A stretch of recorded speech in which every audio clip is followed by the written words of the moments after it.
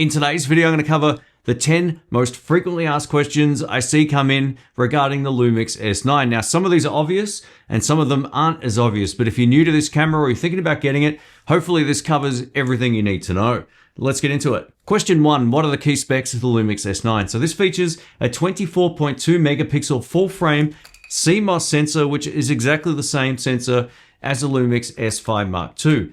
We get phase hybrid autofocus with subject detection, 6.5 stops of dual IS, which is the in-body image stabilization system, so you get very sturdy handheld results. This can shoot a maximum of 6K, 30p open gate video, which is killer. We get 4K 60, but it does come with an APS-C crop and 30 frames per second burst shooting with an electronic shutter only. This is the smallest Panasonic L-mount camera in their lineup, weighing only 486 grams. Now, if you're thinking about buying this, definitely get this small rig grip. It really makes a huge difference to the feel of the camera, and I'll link to that down below. Question 2, does the LUMIX S9 have a mechanical shutter? No, it doesn't. So it only has an electronic shutter. Now, the benefit of an electronic shutter, before we get into some of the trade-offs, is you've got silent shooting options. You can get really high burst rate modes as well out of this camera. But if you're going to be doing any sort of action or sports kind of photography, then you can get more rolling shutter. So just keep that in mind. Some people also can have issues with banding, which is how sometimes the lights work in certain environments, can produce kind of like a line across the shot. Now, in all my tests using this, I've never once seen that anywhere. And I've shot documentaries on these cameras. I've also used them for travel, photography, and video work, and just never come across it in my own stuff. But just know it can be a problem for some shooters, but for general purpose photography, content creation, YouTube thumbnails, it will do an excellent job. From what I understand, not having a mechanical shutter was a deliberate design choice to keep the overall physical size small and lightweight. Very similar to the Sony ZV-E1, which also doesn't have a mechanical shutter. The third question is, what is Real-Time LUT and how does it work? So Real-Time LUT allows you to apply custom color looks, or LUTs, lookup tables is what it stands for, directly in camera during shooting. And this bakes them into the JPEGs, MP4 videos, or MOVs. What this allows you to do is get instant social media ready results. Now that sounds like marketing jargon, but it absolutely works. I use Real-Time LUT all the time. I'm using it right now on my S5 Mark IIX to film this video, and I don't have to do anything to this in post-production, so it looks awesome. Thanks to the LUMIX Lab App, you can actually download and install any number of custom LUTs, which is fantastic. Or, of course, make your own and then transfer them to other cameras in the line that also support Real-Time LUT. For me personally, it's all about time efficiency, and I can get the look that I want straight out of camera without having to do anything in post-production. Question 3 ties into question 4. So what is the LUMIX Lab App and what does it do? All right, so the LUMIX Lab App is a companion smartphone app for iOS or Android that enables wireless transfers of photos, videos, LUT or preset creation, and sharing. You can also do quick edits and direct to social media uploads. So it's an all-in-one app that allows you full control over your camera as well. So if you want to work remotely and start recording, you can hit record on the LUMIX Lab app. The S9 was the first to shoot with the brand new MP4 Lite, which is a smaller version of OpenGate, making it much easier to transfer to your phone wirelessly, edit it on your phone, and then directly upload it to your socials. LUMIX Lab has evolved so far. It's not just for creating and customizing your own profiles. You now have full control over your camera as well. I really love it. Question 5 is, what video features does the S9 offer?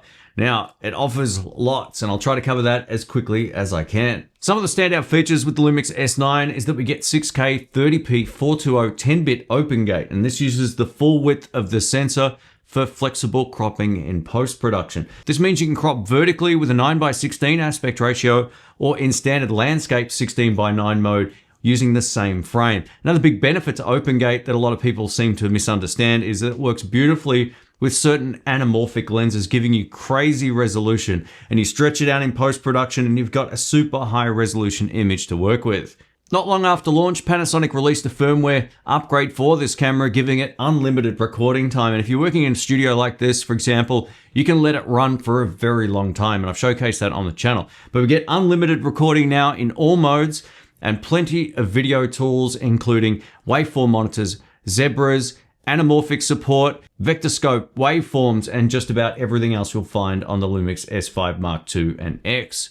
The new MP4 Lite mode also reduces the file sizes for quick phone transfer, as I showed you earlier. And I'm actually shooting this mode quite a lot sometimes, depending on what it is I'm shooting, because the end result still looks great when you put it on a 4K timeline. Question 6 is whether or not this camera is weather sealed. So no, it doesn't have weather sealing like the higher end L mount bodies. So if you want that, you'll need to get something else. But now I've traveled with this camera a lot over the last couple of years, and it's done a great job, and I have taken it out on days where it's rained and not had any issues. So yeah, just tread carefully with that. It's definitely not as robust as the S5 Mark II or X. Question 7 is, what lenses are compatible with the LUMIX S9? So this is an L mount camera. Now, back in the day, everyone used to give the L mount a hard time saying, there's not enough lenses, you can only find a few. That's not true. It's still, people are saying that now, and it's absolutely not true. Now, what I think they meant to say is that there's not a lot of inexpensive L mount lenses out there. And I would kind of agree with that. But the great thing about the L mount is we get all of the Panasonic S series lenses, Sigma and Leica options. So there's over 70 native lenses available, at least at the time of producing this. It could be more right now. Now, if you're looking for a lens to get started with and you're new to shooting with cameras like this, start with the Panasonic 20 to 60 millimeter f3.5 to 5.6 lens. It will give you an awesome wide field of view at f3.5, but you can punch all the way in to 60 millimeters at f5.6. And if you're shooting outside a lot or doing any sort of travel work, it's still my preferred lens based on its optical quality and versatility. It also plugs into the hybrid zoom functionality on the camera, allowing you to punch in so much further. If you want to learn more about that, you can watch my review and I'll link it up here. Question 8 is, how is the battery life and charging on the LUMIX S9? So this uses the BLK22 battery that we find in all of the modern cameras from LUMIX. So this is from the full frame micro four thirds system. They're all now using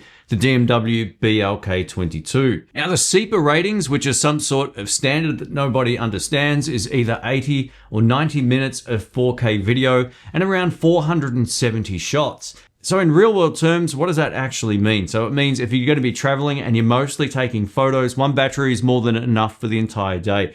And I've experienced that personally many times now, taking this camera with me on different trips. So one battery for photographers should be enough for most of the day, but always pack a second one just in case. Video work is where the battery life can be a little bit hit and miss, but 80 or 90 minutes of 4K video is pretty accurate. And if you're going to be hybrid shooting, say shooting some video, shooting some photos throughout the entire day and not shooting for long periods of time, I would say that's very accurate. Now this camera doesn't come with its own charger, so what I like to do is buy one and put it on the floor down here and just keep batteries continually on charge. But if you want to just charge the battery directly in the camera here, you can do that thanks to the USB-C port on the side. Now if you're looking for USB-C power delivery, this camera doesn't support it, but if you do plan on using it while it's plugged in, you're not going to lose charge, but it's also not going to charge at the same time of recording. So to get the optimum charging, if you plan on just using the camera, have it set to off. At the end of the day, while the battery life might not be as good as something like the Sony ZV-E1, it's still very solid and it outperforms a lot of the more modern cameras from LUMIX, like the LUMIX S1R Mark II. Question 9 is, what are the differences between the S9 and the LUMIX S5 Mark II? Here we go. The LUMIX S9 is smaller and lighter, but it definitely comes with a few trade-offs over the larger S5 Mark II. And that is the fact that we don't get any electronic viewfinder on the back. So you'll just be using the flippy screen. The flippy screen though is fantastic on this camera and I really enjoy using this. It's bright enough to see in most situations, even outside on a bright sunny day. Secondly, there's no grip on this camera unless you add the small rig grip, which I ended up purchasing for all of my S9s because it's so much more comfortable to use. There's no joystick on the back either and fewer buttons overall. The D-pad on the back also feels a lot more clicky and just a little bit less professional. So these are the trade-offs you make when you get a smaller camera. I think overall the biggest trade-offs with this camera over the S5 Mark II would be the fact that it doesn't have that electronic viewfinder and there's no mechanical shutter. So if you need those things, definitely go for the S5 Mark II. Now, if we were to reverse this actually gives us a few benefits, including better autofocus performance. I'm not sure why Panasonic never updated the S5 Mark II and X to support phase hybrid autofocus in the S and Q modes. Instead, we get contrast DFD in those cameras. So